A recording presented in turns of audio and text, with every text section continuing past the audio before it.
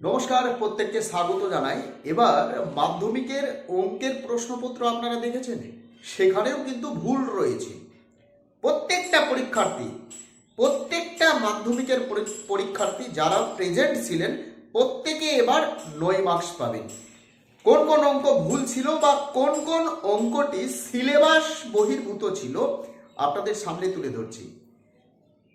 Primary TET 2014 6টি প্রশ্ন ভুল, 2017 প্রাইমারি টেট সেখানেও প্রশ্ন ভুল, 2022 প্রাইমারি টেট সেখানেও প্রশ্ন ভুল। এবার সেই ধারা অব্যাহত থাকলো এবার মাধ্যমিকের প্রশ্নপত্রে।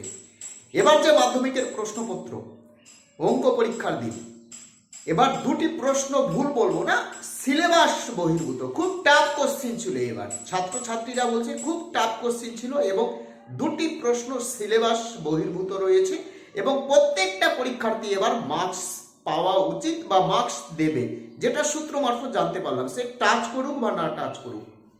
দেখুন, অনেকে বলছি যারা টাচ করেছে তারাই মার্কস পাবে এবং যারা টাচ করেনি তারা মার্কস পাবে না। কিন্তু আমার যেটা যুক্তি রয়েছে, যেহেতু প্রশ্নই ভুল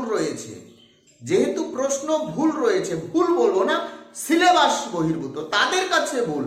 যারা পরীক্ষার্থী রয়েছে তারা তো এই ধরনের প্রশ্ন দেখেনি, কারণ আউট অফ সিলেবাস, তাদের কাছে ভুল মনে হয়েছে। কিন্তু পরবর্তীকালে দেখা যাচ্ছে যে সিলেবাস বহির্ভূত প্রশ্ন, যে প্রশ্নটি সিলেবাস বহির্ভূত রয়েছে সেই প্রশ্নে তারা কিভাবে টাচ করবে, অর্থাৎ তারা তো জানেই না যে কিভাবে অঙ্কটি করব, সময় নষ্ট হবে।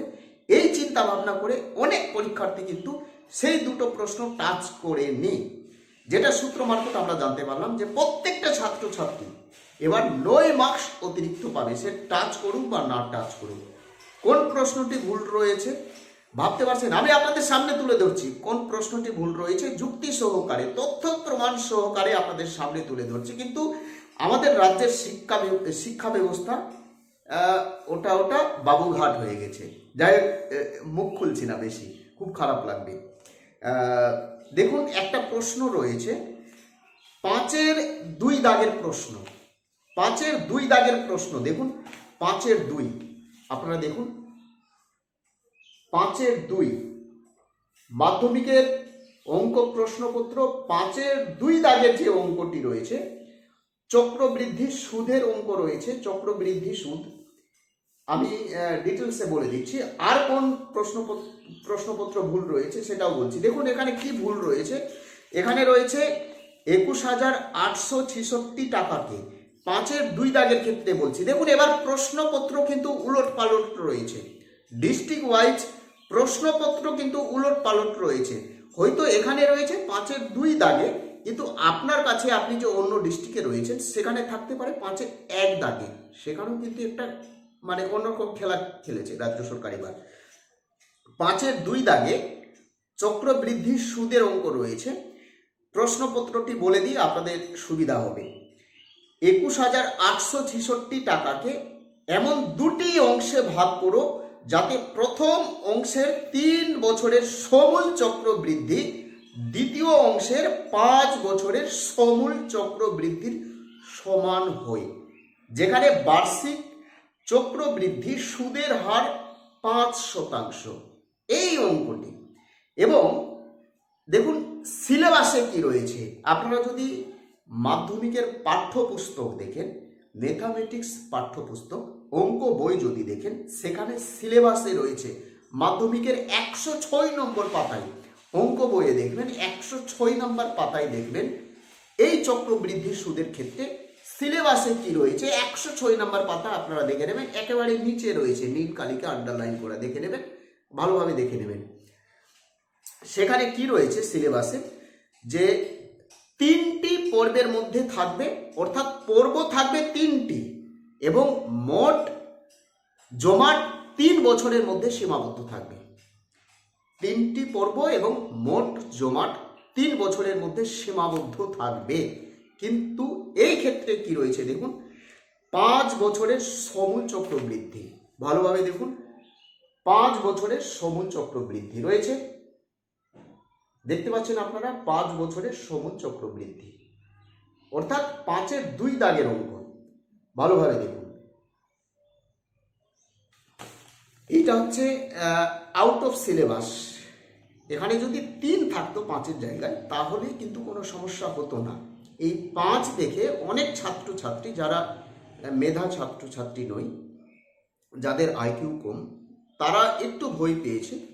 অনেকে করতে পেরেছে, বেশিরভাগই ছাত্রছাত্রী এই অঙ্কটি করতে পারেনি, অর্থাৎ আউট অফ সিলেবাস। এখানে মার্কস পাওয়া উচিত, প্রত্যেকের মার্কস দেওয়া উচিত, যেটা আমার মনে হচ্ছে, যেটা আউট অফ সিলেবাস। যেখানে সিলেবাস বহির্ভূত প্রশ্ন রয়েছে, ছাত্রছাত্রী তো পারবেই না, তারা তো প্র্যাকটিসই করেনি, তাহলে কিভাবে পারবে? হ্যাঁ, অভিজ্ঞ ছাত্রছাত্রী পারবে, কিন্তু বেশিরভাগ ছাত্রছাত্রী এই অঙ্কটি পারবে না, যেহেতু আউট অফ সিলেবাস।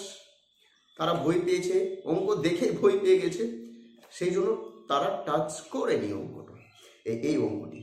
যারা টাচ করেনি তারা তো বুঝতে পারছে যে এই অঙ্কটি করলে আমি পারবো না, সেই জন্য টাচ করেনি। আমার অনুযায়ী, আমার মতানুযায়ী যারা টাচ করেনি তাদেরও মার্কস দেওয়া উচিত। আরেকটি অঙ্ক ভুল রয়েছে, আপনাদের সামনে তুলে ধরছি। 15-2 দাগের অঙ্ক, 15-2।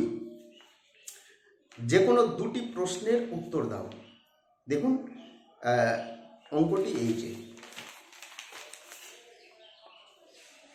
15-2, এই যে দেখুন এখানে কি রয়েছে, নিচের তথ্যের মধ্যমা 32 হলে x ও y এর মান নির্ণয় করো। এই প্রশ্নটি দেখুন, এই প্রশ্নটি প্রথমে উপরে রয়েছে শ্রেণীসীমা এবং নিচে রয়েছে পরিসংখ্যা।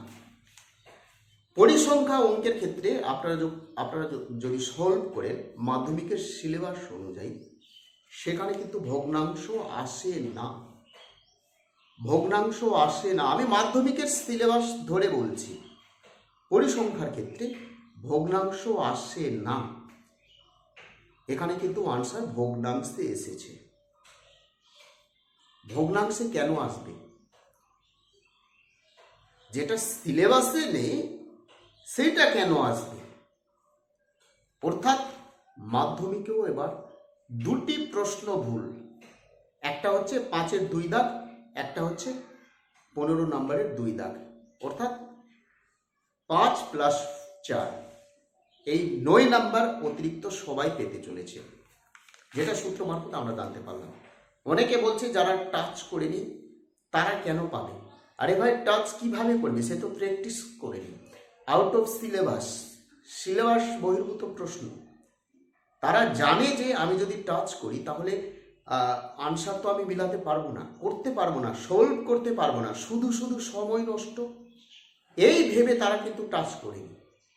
যেহেতু আউট অফ সিলেবাস, সেহেতু প্রত্যেককে অতিরিক্ত এই 2টি প্রশ্ন মিলিয়ে 9 মার্কস দেওয়া উচিত West Bengal board of primary secondary education.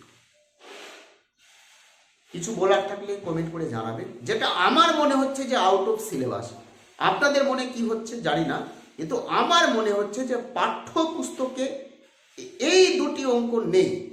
অঙ্ক আছে, যেহেতু 3-এর জায়গায় 5 রয়েছে, এবং আরেকটা আনসার যেটা বললাম যে ভগ্নাংশ কেন আসে পরিসংখ্যার ক্ষেত্রে, যেটা আউট অফ সিলেবাস মনে হচ্ছে আমার। আপনাদের কি মনে হচ্ছে কমেন্ট করে জানাবেন তো। যদি আউট অফ সিলেবাস হয়, সত্যি সত্যি যদি আউট অফ সিলেবাস থেকে এসে থাকে এই 2টি প্রশ্ন, তাহলে প্রত্যেকটা ছাত্রছাত্রীকে, যারা টাচ করেছে তাদেরকেও, যারা টাচ করেনি তাদেরকেও ফুল মার্কস দেওয়া উচিত। কমেন্ট করে জানাবেন। নতুন হয়ে থাকলে চ্যানেলটিকে সাবস্ক্রাইব করে দেবেন। জয় হিন্দ, বন্দে মাতরম।